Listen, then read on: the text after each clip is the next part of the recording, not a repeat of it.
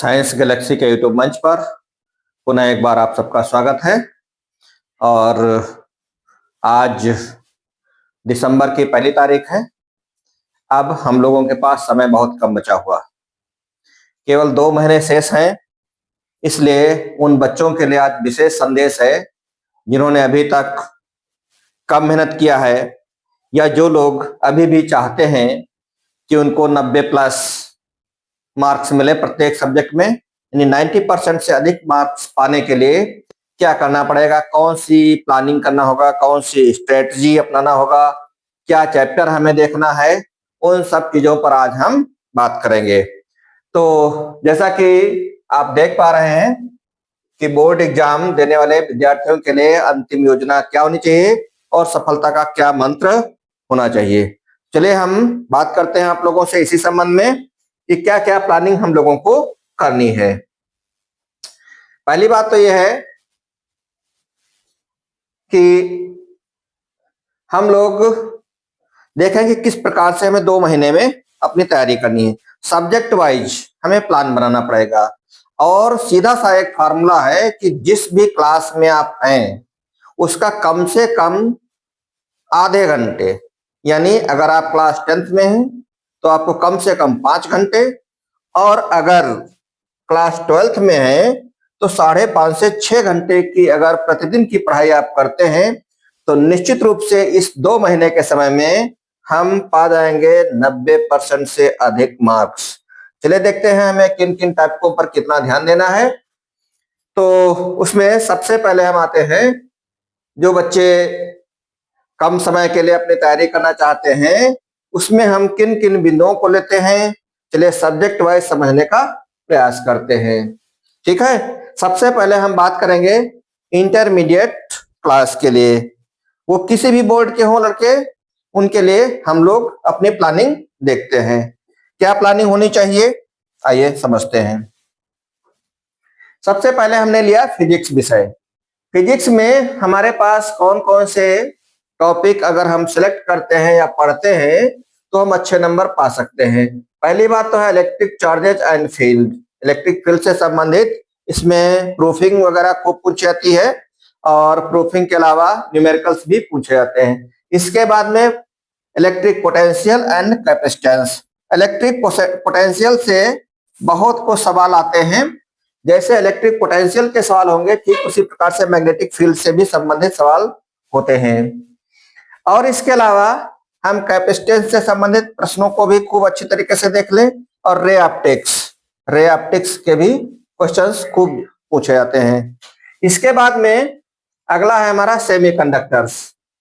हम अगला टॉपिक चुनेंगे सेमीकंडक्टर्स, और सेमीकंडक्टर्स के अलावा अल्टरनेटिंग करंट से भी ढेर सारे क्वेश्चंस पूछे जाते हैं। क्वेश्चंस हैं, कुछ प्रूफ्स वगैरह हैं, इनको अगर हम ध्यान से देखेंगे तो हम बहुत अच्छे मार्क्स पा सकते हैं। इसके बाद में जो बच्चे इन टॉपिक्स को अच्छी तरीके से तैयार कर लेते हैं उनमें फिर जो है बाकी तो आपको सीरीज दी ही जा रही है इंपॉर्टेंट क्वेश्चंस की। हम आपको इंपॉर्टेंट क्वेश्चंस प्रोवाइड करते रहेंगे और आप उसको अच्छी तरीके से देख पाएंगे। फिर अगला महत्वपूर्ण टॉपिक है हमारा वेव ऑप्टिक्स। वेव ऑप्टिक्स और न्यूक्लियाई में से भी काफी कुछ क्वेश्चंस पूछे जाते हैं जो कि मोस्ट इंपॉर्टेंट टॉपिक्स हैं हमारे। तो कम से कम अगर हमें फिजिक्स में अच्छे नंबर प्राप्त करने हैं, अच्छे मार्क्स प्राप्त करने हैं, तो हम कम से कम इन टॉपिकों पर जरूर जो है अपना अध्ययन कर लें, और जिन लोगों ने अध्ययन कर लिया है वो ठीक से इसका रिवीजन भी कर लें। रिवीजन के साथ में आपका जो भी टॉपिक्स होते हैं उन पर आपका कंफर्मेशन हो जाता है, यानी वो क्लियर हो जाते हैं। फिर अगला विषय हमारा है केमिस्ट्री में सॉल्यूशन टॉपिक जो है बहुत अच्छा टॉपिक है। सॉल्यूशन से खूब न्यूमेरिकल्स और इस पर जो है एक आध प्रूफिंग भी है, उनको भी हम लोग देखते हैं। राउल्ट का नियम है, राउल्ट्स लॉ है, ये खूब पूछा जाता है। वन हाफ फैक्टर है, ये सब पूछे जाते हैं। तो हम लोगों को ये अच्छा टॉपिक तैयार होना चाहिए। सॉल्यूशन में ही मोलरिटी है, इससे जो है संबंधित जो है क्वेश्चंस ढेर सारे पूछे जाते हैं। बहुत अच्छा टॉपिक है, इसको आप तैयार करें। इसमें से बिल्कुल 100% आपका क्वेश्चन पूछा ही जाना है। इसके बाद में अगला टॉपिक है हमारा केमिकल काइनेटिक्स, रासायनिक बलगति कहते हैं हिंदी में। केमिकल काइनेटिक्स से सवाल आपके खूब पूछाते हैं, जैसे प्रूफिंग वगैरह है, first order reaction, zero order reactions, इन सब टॉपिकों पर जो है अच्छे न्यूमेरिकल्स भी होते हैं और इनकी प्रूफिंग भी पूछी जाती है, और इनसे संबंधित जो आपके इनके मात्रक वगैरह भी हैं वो भी खूब पूछे जाते हैं। इसके बाद में अगर हम ऑर्गेनिक केमिस्ट्री की बात करें तो ऑर्गेनिक केमिस्ट्री में हमारे पास अल्कोहल, फिनॉल और ईथर, एक कॉम्बिनेशन ये बनता है। इसका सेकंड कॉम्बिनेशन हमारा एल्डिहाइड और कीटोन्स होते हैं। तो अगर हमें एक भी अच्छा टॉपिक तैयार है इनमें से, अगर हम अल्कोहल, फिनॉल और ईथर तैयार कर लेते हैं तो अच्छी बात रहेगी। अदरवाइज इसके ऑप्शन के रूप में आप एल्डिहाइड कीटोन्स भी ले सकते हैं। ठीक है, तो एल्डिहाइड कीटोन्स भी ले सकते हैं, आपको जो अच्छा लगे इनमें से कोई भी। अगर आप इनमें से चाहे अल्कोहल, फिनॉल और ईथर या एल्डिहाइड और कीटोन लेते हैं, दो में से कोई एक अच्छी तैयारी अगर आप कर लेते हैं तो आपको बहुत अच्छे नंबर मिल जाएंगे। इसके बाद में कोऑर्डिनेशन कंपाउंड्स, बहुत इंपॉर्टेंट टॉपिक है, निश्चित रूप से इसमें पूछा जाता है। इसमें आपके आईयूपीएसी नॉमेनक्लेचर भी पूछ लिया जाता है। इसमें आपके लिगेंड्स वगैरह क्या है ये भी खूब पूछाते हैं। बहुत अच्छा सा टॉपिक है और 100% आना ही आना है इस टॉपिक से। इसके बाद में बायोमॉलिक्यूल्स, बायोमॉलिक्यूल्स आज की डेट में काफी इंपॉर्टेंट है और इसका ज्ञान होने पर हम समझ पाते हैं कि हमें बायोलॉजी से संबंधित यानी अपने ह्यूमन बीइंग से संबंधित काफी कुछ जानकारी हमें मिल जाती है। कौन कौन से बायोमॉलिक्यूल्स हैं, कौन कौन से जैव अणु, हिंदी में जैव अणु कहते हैं, जिनका शरीर के लिए, किसी भी जीवधारी के लिए जो आवश्यक होते हैं, उनकी यहाँ पर बात बताई गई है। तो इस प्रकार से केमिस्ट्री में अगर हमने जैसा बताया कि सॉल्यूशन है, केमिकल काइनेटिक्स है, अल्कोहल, फिनॉल और ईथर है, कोऑर्डिनेशन कंपाउंड्स है और बायोमॉलिक्यूल्स, इनकी तैयारी अगर ठीक से कर लेते हैं तो आपको बहुत अच्छे नंबर मिलने वाले हैं।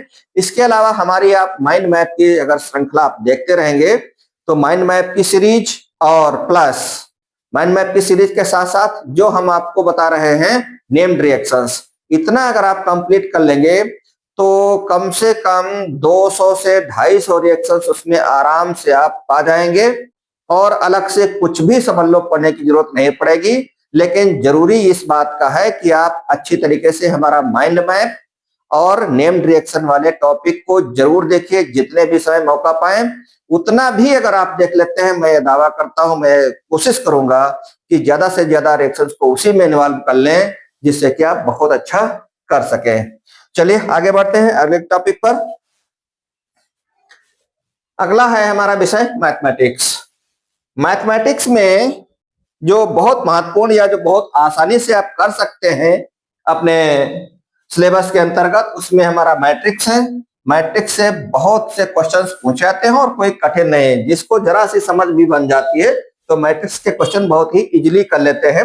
क्वेश्चंस थोड़े बहुत लॉन्ग हो सकते हैं लेकिन वो इजी पड़ते हैं। फिर इसके अलावा डिटरमिनेंट, मैट्रिक्स और डिटरमिनेंट एक दूसरे के समझ लो पूरक हैं।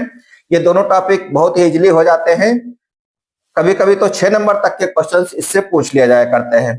फिर एप्लीकेशंस ऑफ डेरिवेटिव्स, यह भी बहुत अच्छा टॉपिक है, इससे भी काफी कुछ सवाल पूछे जाते हैं और कोई बहुत कठिन टॉपिक्स नहीं है। वेक्टर्स की अपनी इंपॉर्टेंस है। जिन लोगों ने वेक्टर तैयार कर लिया वो केवल इंटरमीडिएट में ही नहीं बल्कि अगली कक्षाओं में, ग्रेजुएशन की कक्षाएं भी उनके लिए काफी महत्वपूर्ण हो जाएंगे। और वेक्टर्स का उपयोग न केवल मैथमेटिक्स के लिए बल्कि फिजिक्स के लिए भी बहुत महत्व रखता है। इसलिए हम लोग वेक्टर पर विशेष ध्यान देंगे। निश्चित रूप से पूछा ही जाता है, वेक्टर को किसी भी कीमत पर हमें छोड़ना नहीं है।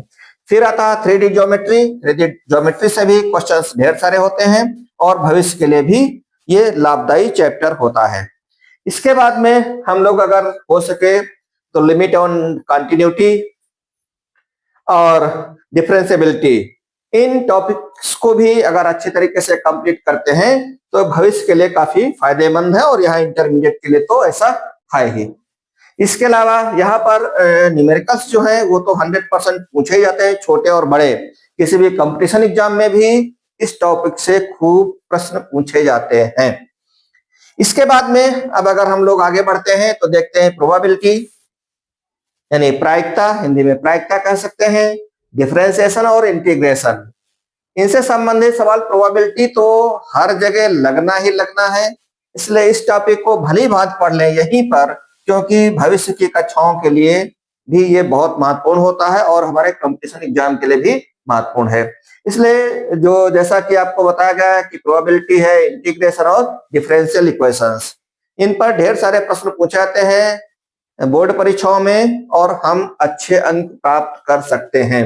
तो जैसा कि आपको बताया गया कि अगर हम मैथमेटिक्स में यहाँ पर matrix, determinant, application of derivatives, vectors, 3D geometry, continuity, differentiability, probability, integration और डिफरेंशियल इक्वेशंस को अगर हम पढ़ लेते हैं तो बहुत अच्छे नंबर आप ला सकते हैं। आगे बढ़ते हैं। अब हम बात करेंगे कक्षा 10 के विद्यार्थियों के लिए कि कक्षा 10 के कौन कौन से टॉपिक्स को अच्छी तरीके से कवर करें जिससे आप 90+ नंबर ला सकें। तो उसके लिए जरूरी है कि आप समयबद्ध तरीके से और प्रति सब्जेक्ट को प्रतिदिन देख करके अगर हम अध्ययन करेंगे तो हमें जब कंटिन्यूटी बनी रहती है तो चीजें याद रहती हैं, भूलेगा नहीं। तो जैसा मैंने अभी आपसे पहले ही कहा कि हाई स्कूल के बच्चे कम से कम 5 घंटे का भी अगर समय दे पाते हैं तो इस 2 महीने में ही वो 90+ नंबर लाना उनके लिए कोई बड़ी बात नहीं है। सभी टॉपिक्स का यहाँ पर अध्ययन करवाया जाएगा, जितनी भी हम बात कर रहे हैं यहाँ पर आज इस अपने साइंस गैलेक्सी चैनल के माध्यम से मेरा प्रयास रहेगा कि इस 2 महीने में मैं इन सारे टॉपिक्स को आपके सामने रखूं और जो बोर्ड परीक्षा में जो भी प्रश्न पूछे गए हैं या जो पूछे जाने वाले हैं उनको मैं बार बार आपके सामने रिपीट भी करवाने का प्रयास करूंगा और आपको याद करवाने का भी प्रयास करूंगा और छोटे से बड़े क्वेश्चंस को भी इसमें इंक्लूड किया जाएगा। चलिए देखते हैं आज हमारे पास हाई स्कूल के लिए कौन कौन से टॉपिक्स मैथमेटिक्स के लिए इंपॉर्टेंट है। उसमें हम बात करते हैं ट्रिगोनोमेट्री की और ट्रिगोनोमेट्री के साथ में अर्थमेटिक प्रोग्रेशन सीरीज वगैरह खूब पूछी जाती हैं, समांतर श्रेणी, गुणोत्तर श्रेणी, हरात्मक श्रेणी ये सब हैं, लेकिन अर्थमेटिक सीरीज अगर आप अच्छी तरीके से पढ़ लेते हैं यहाँ से क्वेश्चंस खूब पूछे जाते हैं। चलिए उसके बाद में अब आपका हाई स्कूल में भी प्रोबेबिलिटी आ गया है, साधारण से सवाल पूछे जाते हैं, बहुत टिपिकल सवाल यहाँ पर नहीं होते हैं। इन प्रश्नों को भी अगर हम ठीक से पढ़ लेते हैं तो हमें अच्छे मार्क्स मिल जाया करते हैं। इसके बाद में क्वाड्रेटिक इक्वेशंस, सरफेस एरिया और वॉल्यूम, ठीक है, यहां से भी ढेर सारे प्रश्न पूछे जाते हैं।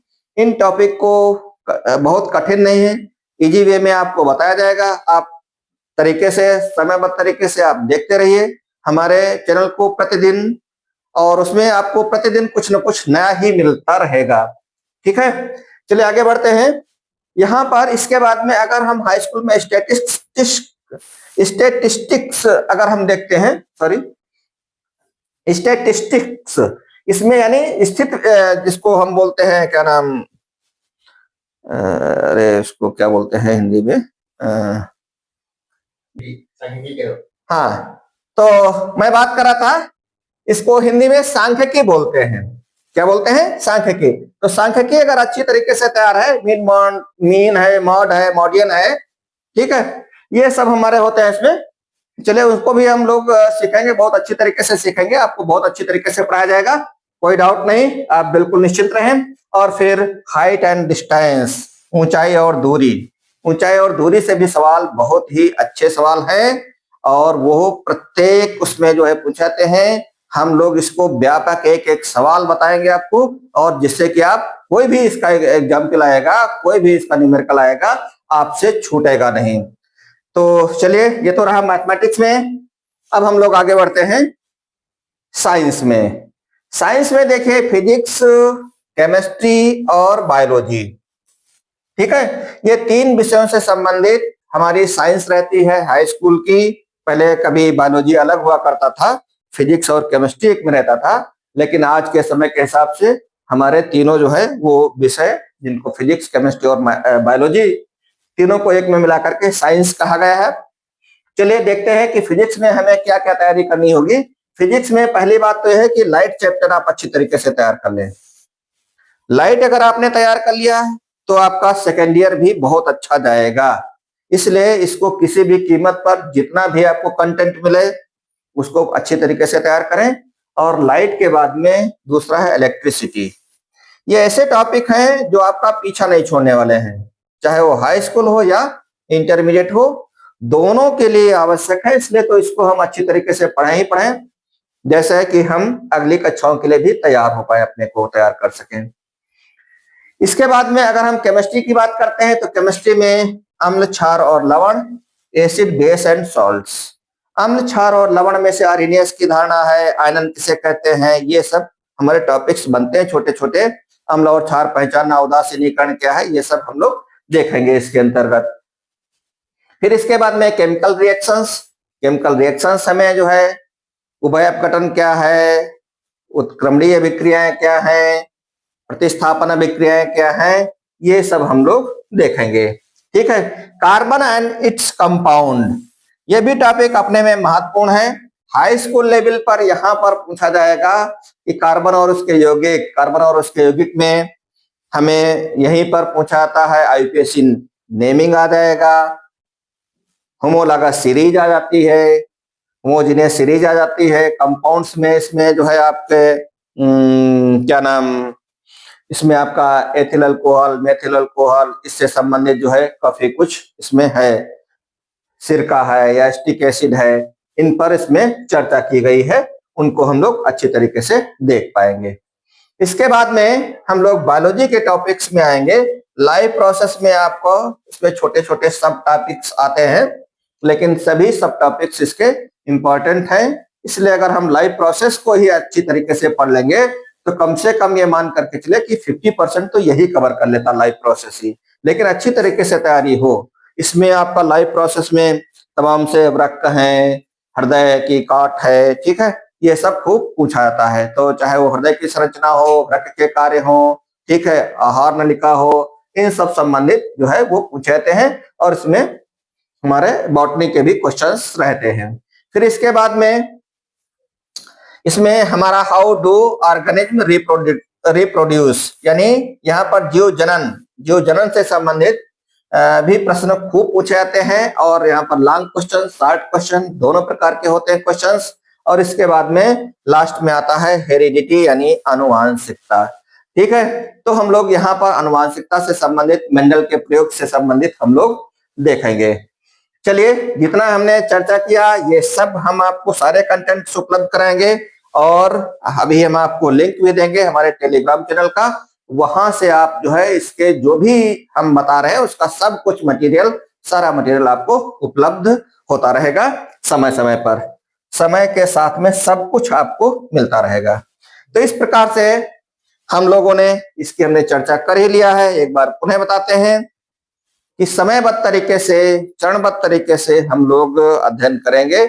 और एक चीज और फॉर्मूला है कि कोशिश करें कि एक साथ में 45 से 50 मिनट तक बैठें, फिर 10-5 मिनट का रेस्ट करें, थोड़ा सा टहल लें, फिर बैठें, फिर पढ़ें। इससे रहता है कि उस टहलने के वक्त में आपने जो पिछला जो पढ़ा है 15 मिनट में उसका रिवीजन कर लें, टहलते टहलते रिवीजन कर लें कि हमने पिछला कंटेंट क्या पढ़ा है।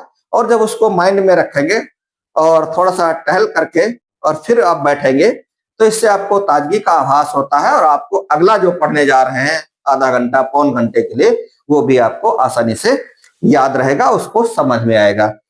तो यही है तरीका पढ़ने का कि कंटिन्यूअस रूप में हम 2-3 घंटे ना बैठे, बल्कि 45 मिनट 40 मिनट पढ़ने के बाद में 10 से 15 मिनट का ब्रेक लें और उस ब्रेक में मनन करते हुए, अपना आपका कमरा है, रूम है छोटा सा, उस रूम में टहलें, आराम करें, चाय पीने का मौका हो चाय पीजिए, ठीक है, और फिर बैठिए, फिर नए सिरे से अपनी तैयारी करिए। तो ये कुछ तरीके हैं जिनके माध्यम से हम लोग अच्छी पढ़ाई कर सकते हैं, ठीक है। और इसके अलावा अब हम यही कहेंगे कि ये जो हमारा चैनल जो भी है उसका आपका ये दिया हुआ है, QR कोड दिया हुआ है टेलीग्राम का, और इसको आप जो है स्कैन कर लेंगे। इसके माध्यम से हमारे कंटेंट्स मिलते रहेंगे और आप पढ़ते रहें, आगे बढ़ते रहें, अच्छे नंबर प्राप्त करें। यही हमारी शुभकामनाएं हैं आप सभी लोगों के लिए, और अपने समय को ध्यान रखें। ठीक है, धन्यवाद।